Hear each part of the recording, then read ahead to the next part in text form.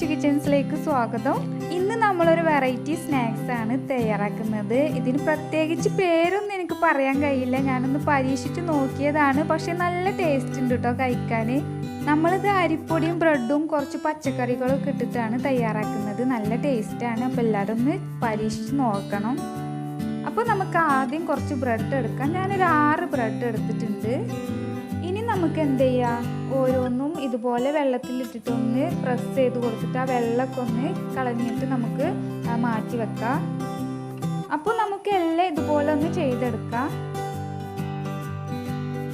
അപ്പോൾ നമ്മുടെ ബ്രെഡിൻ്റെ പണി ഏകദേശം കഴിഞ്ഞിട്ടുണ്ട്. ഞാൻ എല്ലാം ഒന്ന് മിക്സ് ആക്കി എടുത്തിട്ടുണ്ട് കേട്ടോ.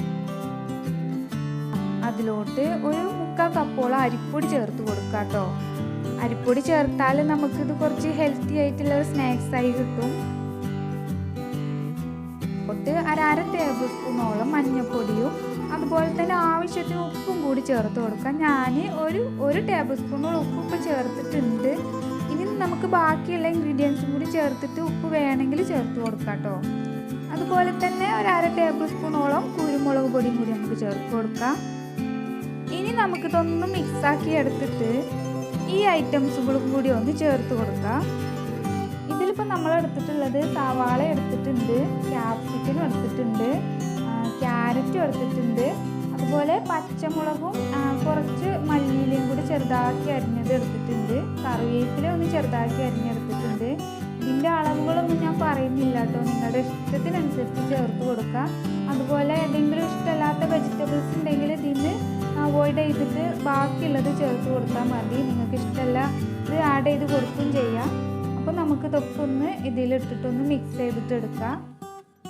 ഇനി നമുക്ക് എന്ത് ചെയ്യാം, ഇതിലോട്ട് കുറേശ്ശെ വെള്ളം ചേർത്ത് കൊടുക്കാം. കുറേശ്ശെ എന്ന് പറഞ്ഞാൽ നമുക്കിതൊരു ഉരുളയാക്കിയിട്ട് കയ്യിൽ പരത്താനുള്ള ഒരു പരുവത്തിലായി കിട്ടാനുള്ള വെള്ളം മതി. വെള്ളം ചേർക്കുമ്പോൾ ശ്രദ്ധിച്ചിട്ട് ചേർക്കണം കേട്ടോ. അപ്പം നമ്മുടെ മാവ് റെഡി ആയിട്ടുണ്ട്. ഇതാ ഈ ഒരു പരുവത്തിൽ വേണം നമ്മുടെ മാവിരിക്കാൻ. ആ കയ്യിൽ കുറച്ച് ഓയിലൊന്ന് സ്പ്രെഡ് ചെയ്തിട്ട് നമ്മുടെ ഉള്ളിവടക്കൊക്കെ നമ്മൾ മാവ് പരത്തിയിട്ട് എടുക്കൂലേ, അതുപോലെ ഒന്ന് ചെയ്തെടുക്കുക. ഇതുപോലെ തന്നെ ഒരു സെയിം ആയിട്ട് ഞാൻ നേരത്തെ വീഡിയോ ചെയ്തിട്ടുണ്ടായിരുന്നു. പക്ഷേ അതും റവയും ഇതുപോലെ വെജിറ്റബിൾസും കുറച്ച് തൈരൊക്കെ ചേർത്തിട്ടായിരുന്നു നമ്മൾ തയ്യാറാക്കിയിരുന്നത്. അതും നല്ല ടേസ്റ്റായിരുന്നു കേട്ടോ കഴിക്കാനൊക്കെ. നമുക്ക് കുട്ടികൾക്കൊക്കെ ഒരു വെറൈറ്റി ആകുമ്പോൾ അവർക്കൊക്കെ ഒരു ഒത്തിരി ഇഷ്ടമാവുന്ന ഒരു ഐറ്റം കൂടിയായിരുന്നു അത്. അപ്പോൾ അത് കാണാത്തവരുണ്ടെങ്കിൽ ഞാൻ ഡിസ്ക്രിപ്ഷൻ ബോക്സിൽ ലിങ്ക് കൊടുത്തിട്ടുണ്ട്. അത് വേണമെങ്കിൽ അത് കാണാത്തവരുണ്ടെങ്കിൽ അത് കണ്ടു നോക്കാം. അപ്പം നമ്മുടെ മാവ് എല്ലാം ഇതുപോലെ ഒന്ന് പരത്തി എടുത്തിട്ടുണ്ട്. ഇതാ എല്ലാം ഒന്ന് റെഡി ആയിട്ടുണ്ട്. ഇനി നമുക്കിത് എന്ത് ചെയ്യാം, ഫ്രൈ ചെയ്തെടുക്കേണ്ട പണി മാത്രമേ ഉള്ളൂ.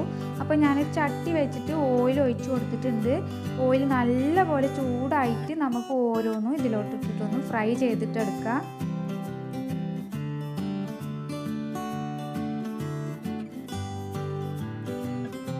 നമുക്ക് എല്ലാം ഇതുപോലെ ഒന്ന് ഫ്രൈ ചെയ്തെടുക്കാം. ഏകദേശം ഈ ഒരു ബ്രൗൺ കളറിലാട്ടോ നമുക്കിത് കിട്ടേണ്ടത്. എന്നാലേ ഉൾഭാഗമൊക്കെ ഒന്ന് വേവായിട്ട് കിട്ടുള്ളൂ. ഇപ്പോൾ എല്ലാം നല്ല പോലെ ഒന്ന് വെന്ത് കിട്ടിയിട്ടുണ്ടാവും. ഇനി നമുക്ക് ഇതൊന്ന് കോരി മാറ്റിയിട്ട് ബാക്കിയുള്ളതും ഇതുപോലെ ഫ്രൈ ചെയ്തിട്ടെടുക്കാം.